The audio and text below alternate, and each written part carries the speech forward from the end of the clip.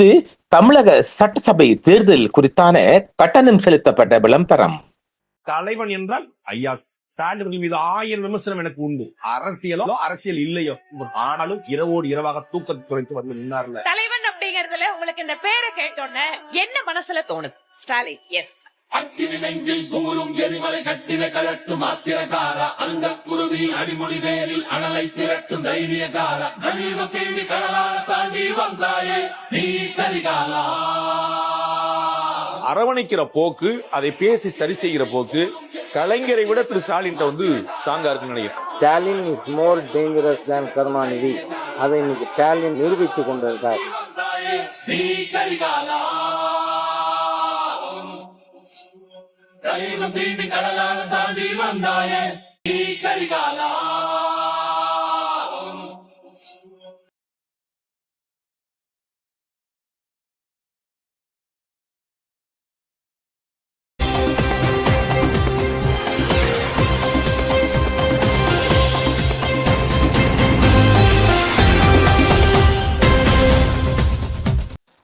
அன்பு நேயர்களே, நாம் தமிழக தேர்தல் குறித்தான 4வது பாட்டுக்குள் வருகின்றோம். 4ஆம் பகுதியில் தாவேகா தமிழக வெற்றி கழகம், வெற்றி கட்சி, வெற்றி கழகம் நடிகர் விஜய் அவர்களின் கட்சியுடன் இணைகின்றோம்.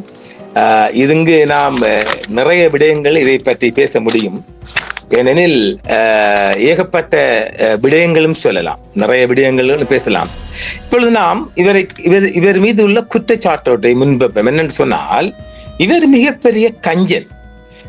ஈழ மக்களின் ஒரு நிதி சேகரிப்பில் வெறும் 500 ரூபாய் நீட்டின பாவி.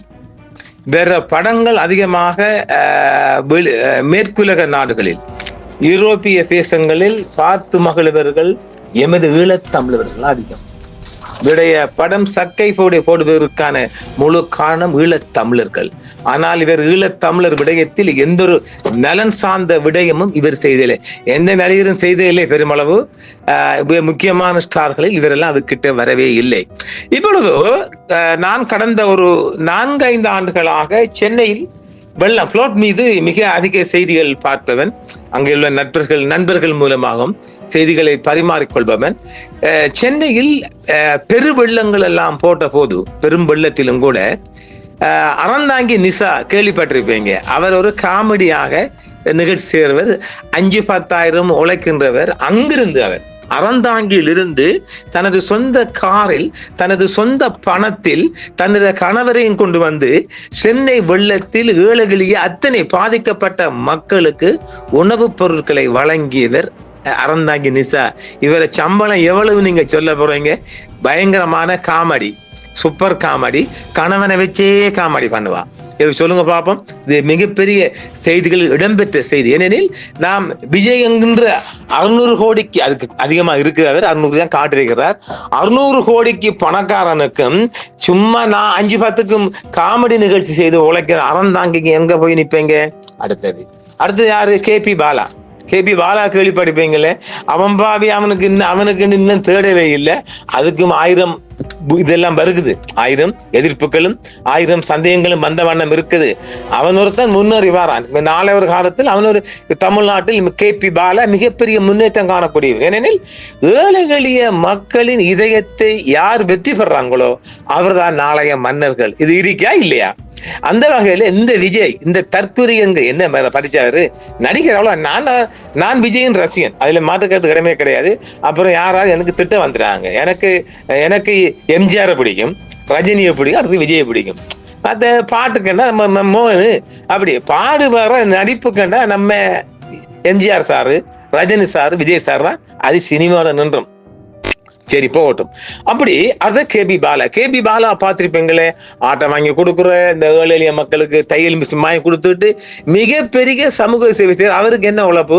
இந்த மேடை ப்ரோக்ராம் செஞ்சு ஆங்கர், டிவி அப்புறம் ரேடியோ அங்கராக நின்று, டிவி தான் கூட செய்யறாங்கன்னா அங்கராக நின்று கிடைக்கிற சம்பளத்தை சேர்த்து அவரால் செய்கிறாரு. ஆம்புலன்ஸ் எல்லாம் வாங்கி கொடுத்துருக்காரு, பார்த்திருப்பீங்களே. ஆனாலும் அவரின் மீது ஏகப்பட்ட வில்லங்கம் வந்துச்சு. அடிச்சுட்டாங்க பாவியில். ஏனில் அவரை முன்னேற்றத்தை விரும்பலன்னு சொல்லி இப்படி நாம அடிக்கிட்டே போகலாம். இந்த நடிகர் விஜய் யாருக்கு என்ன செய்திருக்கார் என்ற கேள்விக்கு என்ன, அவர் 250 கோடி 200 கோடி படம் வாங்கி நடிச்சிருக்கார். உங்க அண்ணன் என்ன செஞ்சிருக்காரு? அவரை 200 கோடி படம் வாங்கி நடிச்சிருக்காரு. அதான் அவரை சாதனை, அவரை சோதனை என்று இப்பொழுது அவர் இறங்கி இருக்குன்னா அவருடைய பர்சனல் நீங்க ஓட்ட தேவையில்லை. திருசாமே 1000 திருசாக்கு விருப்பம், அவரு விருப்பம் போற அதுலேண்டா நீங்க தலையிடுறீங்க. திரிசா டார்லிங் அவருக்கு விருப்பம், அவருக்கு டார்லிங் அப்ப போறா, இதுல நீங்க மூக்கு நுழைக்கிறீங்க. அப்புறம் இப்ப நாம நிறைய பார்த்திருப்போம், இவர் தேர்தல் விண்ணப்பம் வச்சவுடன், கண்டிடேட் விண்ணப்பம் வச்சவுடன் வெளியான கணக்கென்ன, பெற்ற சாக்கி கடன் கொடுத்திக்காராம். பார்த்திருப்பீங்க எல்லாம். பெற்ற அப்பனுக்கு கடன் கொடுத்திக்காராம், மனைவிக்கு, மகளுக்கு, மகனுக்கு, இப்படி பெற்றவங்க வளர்த்தவங்க, அதாவது அவரை பெற்றவங்க, அவரை கட்டிக்கிட்டவங்க, அவரை பெற்றவங்க, அதுக்கெல்லாம் கடன் கொடுத்திக்காராம். என்ன சாதனை பாத்தீங்களா? அப்புறம் ஜனநாயக படம், ஜனநாயக படத்துல அவர் இறுதி படம் என்று சொல்லப்பட்டாலும் அது முற்று முழுதாக ஆட்சியை மையமாக கொண்டு வந்து நேரடியாக இப்பொழுது அவர் கொடுத்திருக்கிற அசைன்மெண்ட் என்ன, பிஜேபியால் நேரடியாக ஸ்டாலினை தாக்கணும், டிஎம்கே தாக்கணும், தாக்குறாரு இல்ல. அதாவது அவருக்கு அந்த டிஎம்கேல இருக்கிற ஒட்டுமொத்த ஆதரவை இழுக்கணும், முஸ்லிம் மக்களின் ஓட்டை இழுக்கணும். கூடுதலாக நீண்ட காலமாக திமுகவுக்கு ஆதரவு கொடுத்து வருகின்ற முஸ்லிம் மக்கள், இஸ்லாமிய மக்களின் வாக்குகளை உடைப்பதற்கு ஒரே வழி விஜய் என்று. இதுதான் அமித்ஷாவால் கொடுக்கப்பட்ட அசைன்மெண்ட். தனித்து நின்று 8-10 தூக்கிட்டு வாங்க. இப்ப நம்ம கணிப்பீட்டில் அவங்க ஒரு 5 to 7 இடங்கள் வெல்லுவதற்கான வாய்ப்பு இருக்குது. செங்கோட்டையன் வெற்றி பெறுகின்றார், இப்படி விஐபிகள் வெற்றி பெறாங்க. இவர் 2 தொகுதியில கேட்கிறாரு, 2 தொகுதி அது வெற்றி பெறார், போதுங்களா? அப்புறம் ஒரு இடைத்தேர்தல் ஒரு தொகுதிக்கு வரும். அடுத்தது நாம சீமானை பத்தி சொல்லிட்டோம் இல்லை, நிறைய அவரை பத்தி ஏகப்பட்டு சொல்லலாம். அதாவது விஜயை பத்தி சொல்ல போனா விஜய்க்கு எந்த அரசியலே தெரியாது, பாவம். ஒரு குரூப் அவரை இயக்குது, இது உண்மை, சரிங்களா? அதாவது என்றுமில்லாத போட்டி, மிகப்பெரிய, அதாவது நாங்க சொல்லிப்போம் இல்லை, தூத்துக்குடியிலையும் திருநெல்வேலியிலையும் கட்டுக்கடங்காத வெள்ளம். இந்த செய்தி நாம கொடுக்கின்ற போது கூட டி நகர் அப்புறம் எக்மோர் இதெல்லாம் நம்ம ஏரியா, அதெல்லாம் கட்டுக்கடங்காத வெள்ளம். இதுல அவரை பார்ப்பதற்கென்றே கூட்டங்கள், வாக்கு வேறு, வாக்கு வங்கி வேறு, இதெல்லாம் வாக்கு வங்கிக்கான கூட்டம் அல்ல. ஏன்னா இன ரீதியாக இந்த சென்னையில எடுத்துக்கொண்டால் இன ரீதிகள்ல, மற்ற இடங்கள்லாம் இன ரீதியாக வாக்கு வேட்டைகளா.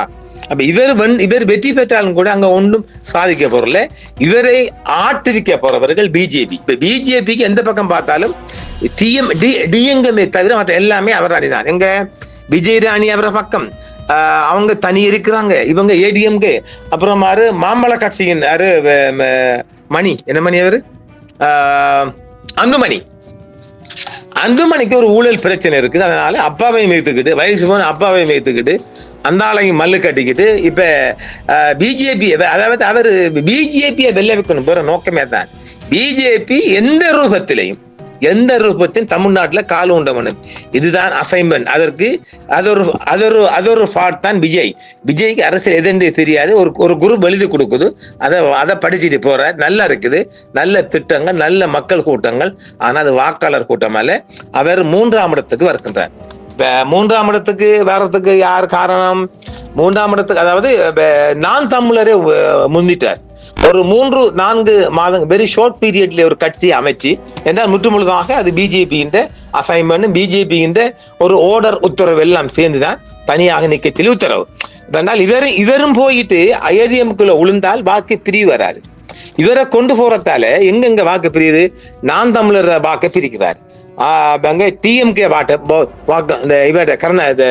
ஸ்டாலின் டிஎம்கே ஓட்டை பிரிக்கிறார், முஸ்லிம் மக்கள் ஓட்டை பிரிக்கிறார்.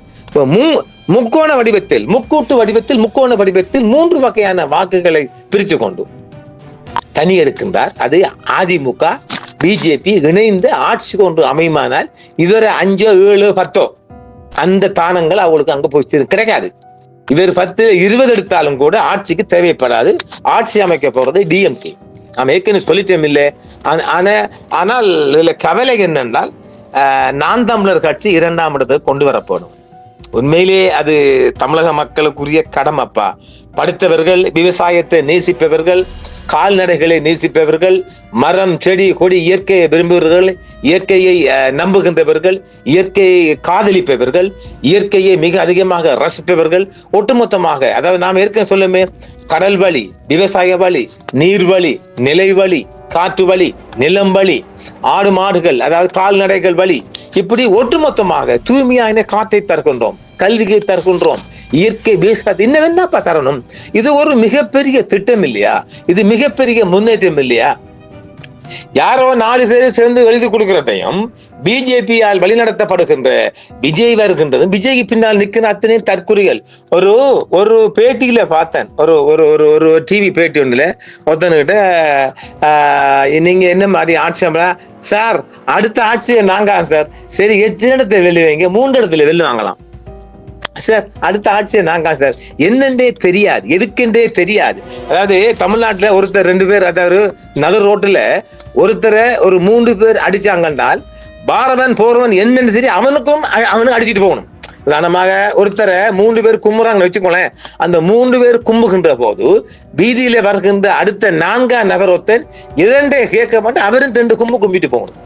அந்த மாதிரி நான் தமிழர் தாவேகாவில் இருக்கின்றது யாருமே படித்தவர்களே கிடையாது. 100க்கு 98% அதாவது தகுதியானவர்கள் ஆளவில்லை என்றால் தகுதியற்றவர்கள் நம்மளை ஆள்வார்கள். நல்லா முன்னு சொல்லுமா, ஷோர்டான ஸ்வீட்டா? அதாவது தகுதி வாய்ந்தவர்கள் நம்மை ஆள முன்வரவில்லை என்றால், ஆளவில்லை என்றால் தகுதியற்றவர்கள் நம்மளை ஆள்வார்கள். உண்மையிலேயே நான் தமிழர் கட்சியில மிகப்பெரிய படிச்ச பட்டாளமே இருக்கின்றது எல்லா இடங்களிலும். இப்ப பாருங்க, முஸ்லிம் எல்லாம் வக்கீல போட்டிருக்கிறார், படித்தவர்கள், பண்புள்ளவர்கள், விடயம் தெரிஞ்சவர்கள். எதுவுமே தெரியாத தற்குறிகளை கொன்று விஜய் வெல்ல போறல, வெற்றி அளித்தாலும் எதுவும் நடக்க போறல. பிஜேபி ஆளும் இவர் வந்துகிட்டு இவர காசு கருப்பு மணி இருக்குல்ல, கருப்பு மணியை பிடிக்கிறதுக்கான வழி கொண்டு வந்த போது இவரை தேர்தலில் இறக்கவே தான் இந்த அமித்ஷாவின் ஒரு பாரிய அசைன்மெண்ட். அதுக்கு இவர் ஒத்துக்கிட்டார். அதாவது இவர கருப்பு மணியை வெள்ளை மணி ஆக்குவதற்கும் அவர்களிடம் பாவ மன்னிப்பு கடை கொடுப்பதற்கும் ஆன ஒரே வழி தேர்தலில் இறக்கிவே தான். இவர் தேர்தல் ரெண்டாவது விஜயகாந்த் எல்லாம் இன்னமும் ஏழை எளிய மக்களுக்கு சாப்பாடு போட்டு கொண்டிருக்கின்றார். அவரை விடையா எம்ஜிஆருக்கு பிறகு ஆளக்கூடிய மனிதாபிமானம், நான் 4 விஜய் படம் பிடிக்கிறேன். என்னால அவர் மோட்டார் பைக்கில் பாகிஸ்தானுக்கு பறப்பார், அந்த 2 கையும் விட்டுட்டு காத்துல பறப்பார். அந்த மாதிரி பொய்யெல்லாம் எனக்கு பிடிக்காது, எல்லாரும் படம் பார்க்கறல. ஆனால் ஒரு மனித நேயம் உள்ள மனிதன், இன்னும் சாப்பாடு கொடுக்கிற ஏழை எளிய மக்களுக்கு உணவு கொடுக்கிறவர்.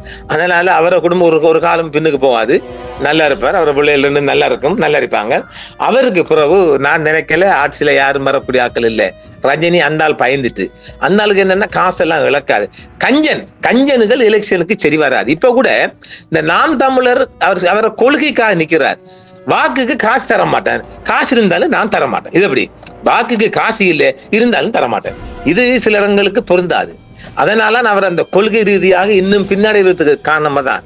ஏனெனில் சில விட்டு கொடுப்புகளும் சில அதாவது அசைவுகளும் சில நசிவுகளும் இருக்குமானால் மிகப்பெரிய ஆட்சிக்குள் அவள் வர வாய்ப்பு இருக்கின்றது.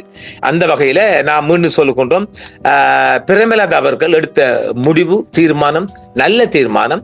அதனில் நாளைய முடிவு நம் கையில் இல்லை என்கின்ற போது அவர் தேடி ஏழை எளிய மக்களின் வயிற்றுக்கு உணவளித்த கேப்டன் விஜயகாந்த் அவர்களுக்கான ஒரு நல்ல காலம் இருக்கும் நான் சொல்லுவேன்.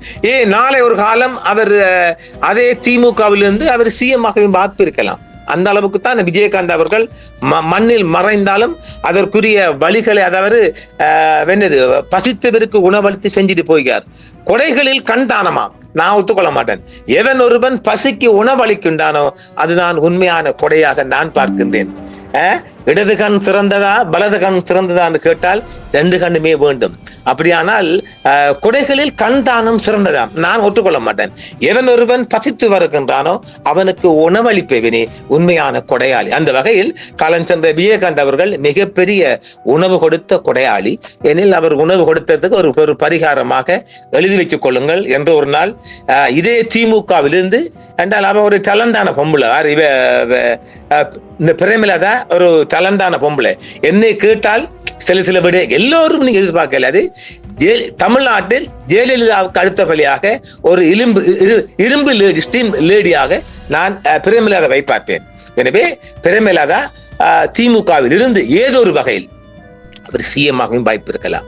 என்றால் அதான் சொன்னேன், நாளைய முடிவு நம் கையிலிருந்து ஒரு சிறந்த இணைவு நான் சொல்லுவேன். எனில் ஒருத்தரும் இங்க பங்கு சண்டை பங்காளி சண்டை அல்ல. அரசியலுக்காக அணி மாறுவதும் இடம் மாறுவதும் களம் மாறுவதும் இயற்கை. அந்த வகையில அவ எல்லோரும் திட்டுறார்கள். இல்ல, அவ எடுத்த முடிவு தான் நல்ல முடிவு. அவ ரொம்ப பேசிக்கல கிடக்குறாங்க. அங்கிருந்து தான் எழும்புவனும். எங்கு நம்மளை எட்டி உதைத்தார்களோ அங்கிருந்து எழும்புவதுதான் சிறப்பு. நல்லா இருக்கா? இது என்னுடைய சொந்த வார்த்தை. எங்கு நம்மை எட்டி உதைத்தார்களோ, எங்கு நம்மளை எழும்ப முடியாமல் கருணாநிதி தடையில் இருந்தாரோ அந்த களத்திலிருந்து எழும்புவதுதான் பீனிக்ஸ் பறவை.